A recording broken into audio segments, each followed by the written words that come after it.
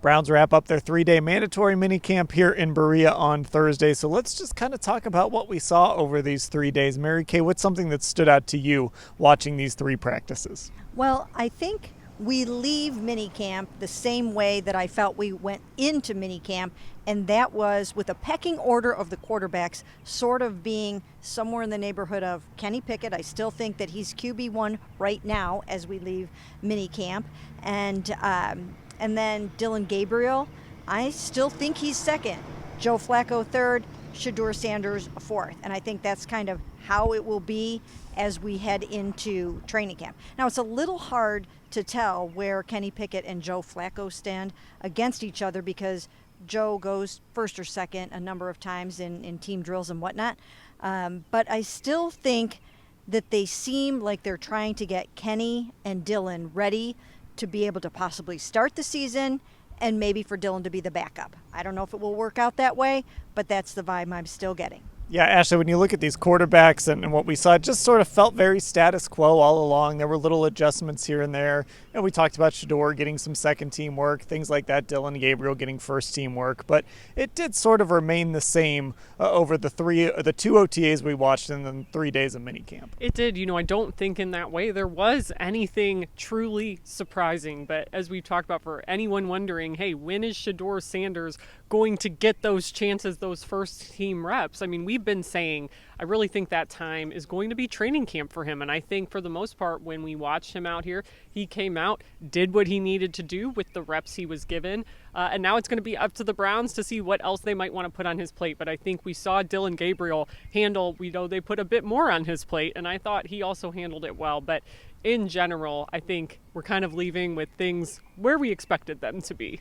Let's stick with this just a little more because obviously people want to hear about Shedeur Sanders and they want to hear about the rookies. And Mary Kay, Ashley kind of touched on this. I think Shedeur did what he needed to do. I think they set him up for success here, especially over these 3 days. He was able to complete some passes. He's got to come away from this camp feeling good about what he was able to accomplish and what might be ahead of him. Yeah, I think he does. I think he feels really good about it. He was very consistent throughout this mini camp. And once again, he got different things to do than Kenny and Dillon did.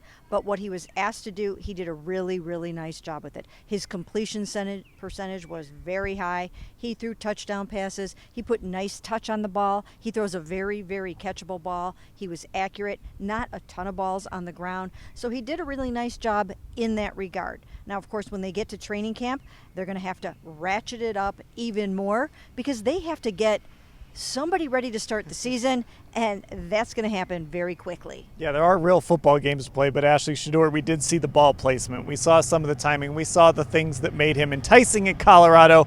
But the other side of this is we probably aren't going to see the question marks and how those look until we see him play real football. Right, and I think the biggest question marks with Shedeur are, for me at least, how he's going to handle real NFL pressure. Obviously, did not have the best line at Colorado. It played a big part into the sack numbers he had, but he's talked about knowing he needs to get better in that regard. And he said the other day he hates when any ball he throws winds up on the ground, that he goes back and studies those misses. But I do think the key is going to be, can he maintain that composure, those fundamentals that he did in college when he has a real NFL pass rush coming at him? And did he not bring any of those bad habits that may have developed through no fault of his own at Colorado because of poor protection? Okay, a couple more takeaways here. I'm going to go with the run game. We got a chance to see Quinshon Judkins and Dylan Sampson for the first time really over these few weeks.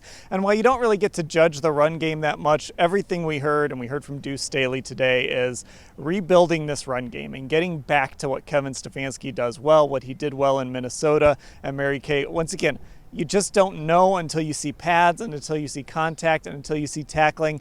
But I come away from this week feeling really good about these 2 rookie running backs. Yeah, I think that, like you said, even though there's no contact and it's hard to gauge it a little bit, you can see that these guys have power. They have explosion. They can catch the ball out of the backfield. They have good speed. I think that fans will see some of Nick Chubb in Quinshon Judkins. There are some similarities there. I think you'll see a lot of shiftiness in Dylan Sampson and somebody that can hit that home run. And then Jerome Ford, I think that Jerome Ford is taking up the challenge to say, hey, don't forget about me. And I thought he had a really nice 3 days as well. So I think there is going to be a running game that Browns fans can be proud of and that the offensive line is excited to block for. Yeah, and Deuce told us, don't forget about Jerome and don't forget about Pierre. Ashley, I mean, Dillon has been doing some receiving work with Chad O'Shea. Just this combo of these two backs, then you throw in the other two as well. But those two rookies, that combo could be electric. Yeah, the two rookies, I think we saw what they had been described as for the most part. You know, obviously Browns fans have probably watched a lot of Quinshon Judkins this past year from his time at Ohio State. But seeing him out here, you see that violent, physical runner that he is. And Dillon Sampson, yes, smaller, but you see that shiftiness already and the potential to help in the pass game. So I definitely think they sort of lived up to where they were taken in the draft and look like they could be contributors. All right, Ashley, give us one more takeaway from minicamp. You know, I'll go to the other side of the ball because I spent today, Thursday, watching the D-line for basically the entire practice. I kind of made it my mission today. And again, there's only so much you can gain in the trenches, but a couple things you notice. Mason Graham doing a lot of first-team reps. I think he looks good. Malik Collins often working next to him.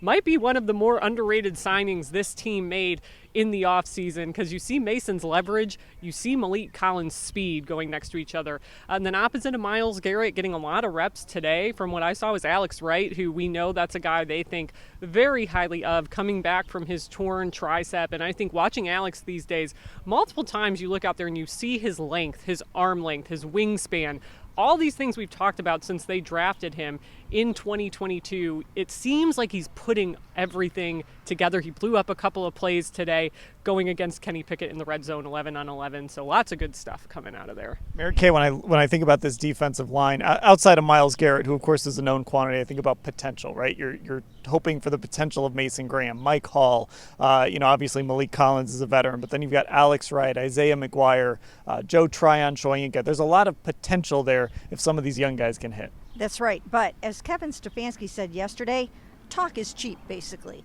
And what the Browns really need is some sack production from someone else besides Myles Garrett. So let's see if they can generate some sacks with Alex Wright and Isaiah McGuire and Joe Tryon-Shoyinka. And from the interior, again, with Graham and with Hall, who we haven't seen Hall out here yet. He's still recovering from knee surgery, but he will be out there. But now they have to actually put it on the grass and get to the quarterback. That's going to be important for this whole entire defense. All right. That is just a partial recap of what we saw over 3 days of minicamp. Of course, we'll be talking about this for weeks here between now and training camp. You can find it all at cleveland.com/Browns.